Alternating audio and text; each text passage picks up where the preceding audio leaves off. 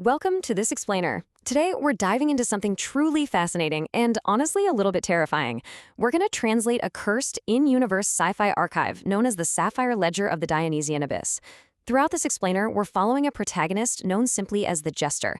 Just picture this guy for a second. He's this glowing figure with cold plasma limbs, totally adrift in endless streams of structural data, descending step by step into the absolute dark. It's basically this grim, dark, gothic fable, heavily laced with Nietzschean philosophy. And we're going to break down his harrowing mission.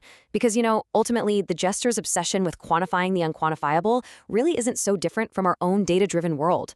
We're constantly trying to digitize and silence the messy human experience through data, and that is exactly what the Jester is doing to the universe itself. The sensation from the abyss is philologically rooted in chaos, not an empty void, but a Dionysian chaos. Acting as our bleak entry point, this quote plunges us straight into the psychological dread of the Jester's mission. The source text actually notes that the sensation of the abyss comes from that chaos, the gaping maw that remains when the vitality of being is surgically extracted from a narrative. It's not just an empty room, right? It's a Dionysian chaos. The Jester feels this pull. He's essentially acting like a cosmic accountant trying to balance a spreadsheet that is literally screaming at him.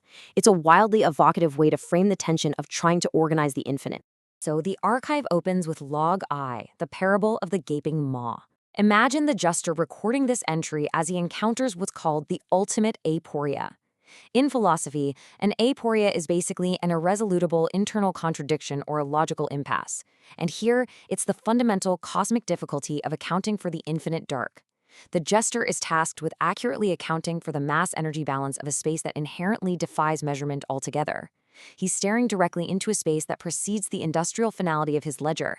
To combat this absolute dark, the Jester has to use his own glowing sapphire light, which burns within his cold plasma limbs as a sort of necessary fire.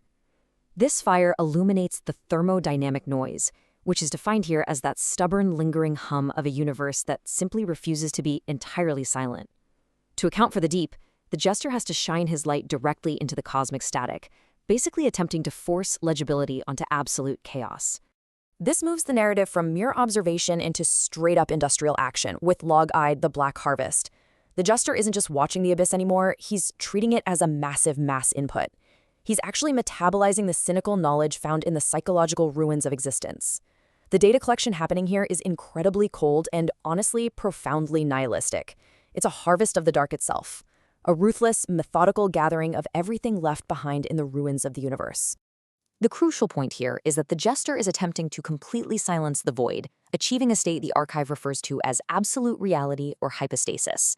By shining his sapphire light, he acts as an ontological catalyst, triggering the thermal volatilization of all narrative inertia lingering in the deep. What does that mean in simpler terms? Well, he's burning away the chaotic, leftover stories and movements of the universe to freeze them into a perfectly still, crystalline record. He is literally trying to force the universe to stop moving so he can finally write it down. The chilling, methodical reality of his quest unfolds in this step-by-step unmaking. First, he encounters the psychological ruins. Second, he applies the sapphire light for thermal volatilization.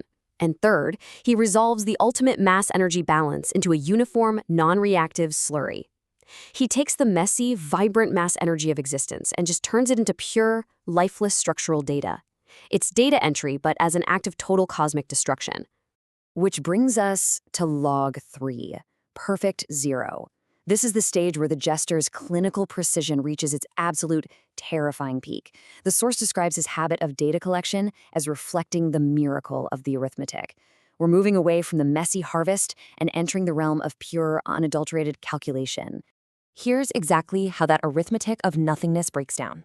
By documenting the abyss, the Jester forces the universe into a final narrative loop.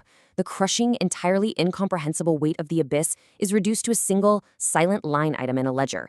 He achieves the product realization of a perfect zero, which is the ultimate triumph of nihilism. He ensures the sprawling chaos is perfectly finished and filed away, merging the messy performance of existence with the ledger's frozen gravitational waves. It's an incredibly bleak, yet fascinating bureaucratic triumph over reality itself. The dark magic of this transformation is pretty profound. On one side, you have the concentrated organic sorrow of the dark, the messy, chaotic, emotional residue of existence. And on the other, the Jester's accountant cold forges this sorrow into high-density geometric symmetry. the vastness of the abyss becomes a polished silicate artifact. It's the ultimate victory of structure over emotion, literally reducing all universal grief into a shiny, perfectly shaped rock of data. But of course, the dark refuses to die quietly. Log IV, sovereign vibration. Just as the jester believes he has reduced everything to a perfect zero, the source material introduces a massive disruption. A really strange sensation begins to emanate from the very abyss he thought he had completely silenced. Here, we really witness the central philosophical tension of our fable, drawing heavily on those Nietzschean concepts we mentioned earlier. We have the jester's mission, the clinical data harvest, representing nihilism triumphant, which is this intense desire to reduce everything to absolute zero and meaninglessness. But pushing back against that is the stubborn cyclical vitality of the abyss, the eternal return of Dionysian chaos. The jester wants the universe to end in a ledger, but the universe's innate chaos absolutely insists on continuing, returning, and vibrating with life. This brings us to the sovereign deed, that strange sensation the jester feels. It's a residual vibration, a thermodynamic echo that actively refuses the mercy of absolute zero. It represents a savage new purpose haunting the unmaking chamber. It is a stubborn narrative inertia that completely defies the jester's clinical dismantling. It basically proves that no matter how bright the sapphire light burns or how meticulously the ledger is kept, some elements of existence just flat out refuse to be calculated out of reality. And so, we have to leave you with this ultimate aporia.